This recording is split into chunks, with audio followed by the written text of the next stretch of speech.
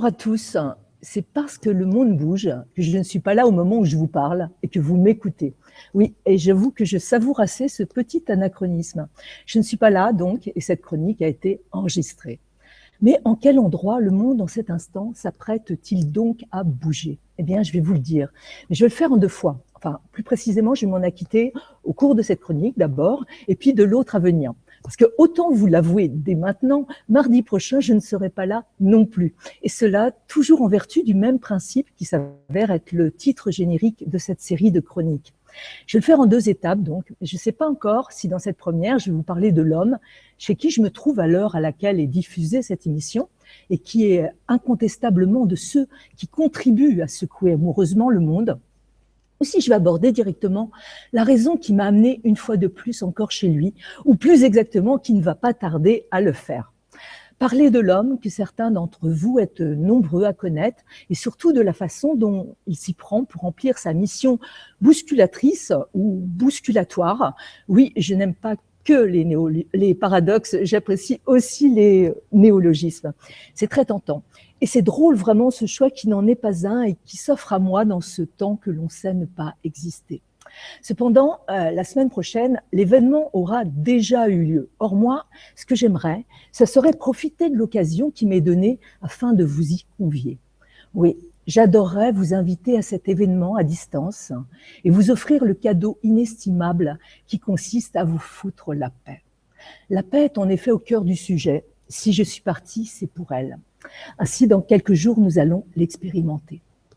Dans quelques jours, enfin un peu plus pour moi, comme vous l'aurez compris, le 28 avril exactement, et cela jusqu'au 1er mai, va avoir lieu un événement assez exceptionnel qui devait être ouvert au public à l'origine, autrement dit à nous tous, mais pour lequel les accords administratifs qui le lui auraient permis n'ont pas été obtenus. Qu'à cela ne tienne donc, l'événement est en passe d'avoir lieu quand même, et rien ne peut vous empêcher de vous joindre à nous en vous connectant par le cœur. Pour ce qui me concerne, comme vous l'aurez compris, il se trouve que je vais avoir le grand privilège d'y assister, voire d'y participer, du moins en partie, et en tout cas d'y être totalement immergé.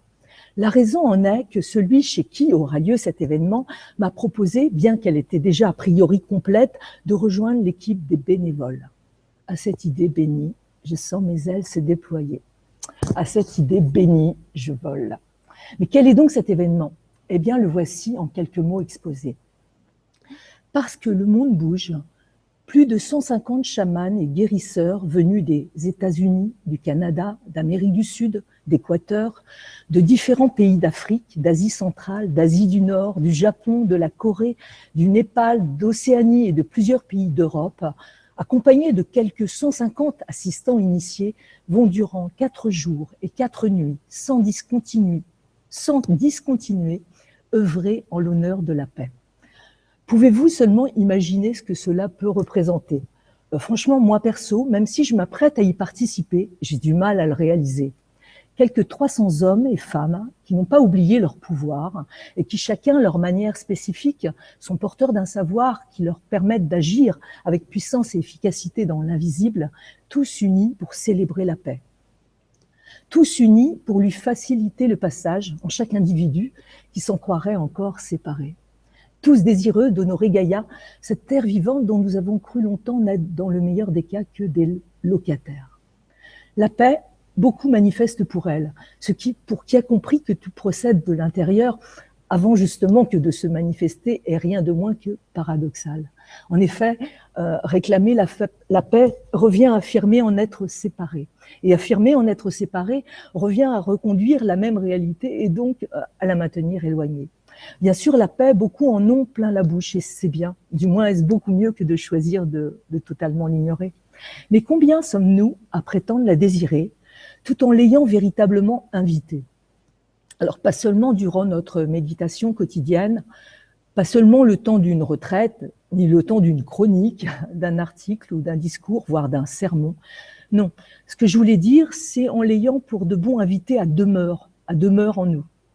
Autrement dit, en étant capable de la vivre en toute occasion, que l'occasion en question est pour nous la mort ou la guerre, ou n'importe quel sujet que nous ne désirons pas voir et encore moins expérimenter. Oui, Expérimenter véritablement la paix, c'est être en mesure de la vivre depuis l'intérieur même de la guerre.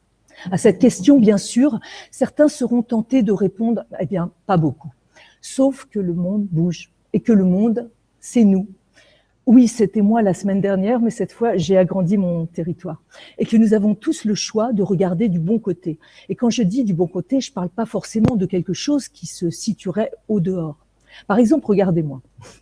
Il se trouve que j'ai longtemps été arachnophobe. Bon, d'accord. J'étais aussi cynophobe, hippophobe, gallinophobe, fongophobe, de même que ptérodactylophobe. Mais bon, là, j'étais relativement protégée.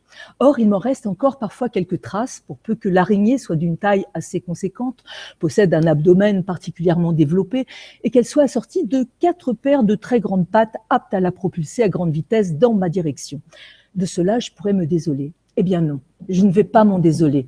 Car si je reconnais en moi que cette émotion que je ressens alors se situe à l'opposé, il est vrai, de la paix, je n'ignore pas avoir quand même le choix de mettre de la paix sur cette peur à l'opposé de la paix, de même que de mettre de la paix sur mon incapacité provisoire à transcender cette peur en paix.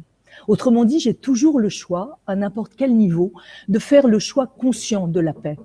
Nous avons tous le choix de faire le choix conscient de la paix, et cela quand bien même nous expérimentons en nous la guerre. Cela s'apparente à de l'indulgence, je crois. Cela se rapproche aussi quelque part du point zéro spirituel. Et donc me voilà partie en paix, avec mon indulgence, pour aller rejoindre ceux qui, depuis leur tradition et leurs rituels spécifiques, vont ensemble la célébrer, l'honorer et l'aimer.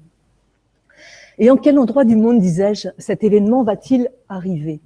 Non, ce n'est pas en Colombie, pas en Russie, ni en Mongolie, ni au Mali, ce n'est pas en Nouvelle-Zélande. Cela va se passer pas très loin de chez moi, en Charente, dans la campagne française, chez le pianiste Marc Vella. Et vous savez pourquoi? Eh bien, tout simplement parce que le monde bouge en n'importe quel endroit. Bon, finalement, je pense que le choix s'est fait tout seul et que je parlerai de Marc, du Festi-Piano et de sa caravane amoureuse la prochaine fois. Mais que cela ne vous empêche pas d'être présent par le cœur, si vous le souhaitez, dans 2 jours, histoire que nous soyons plus nombreux encore à faire en sorte que le monde bouge. Merci.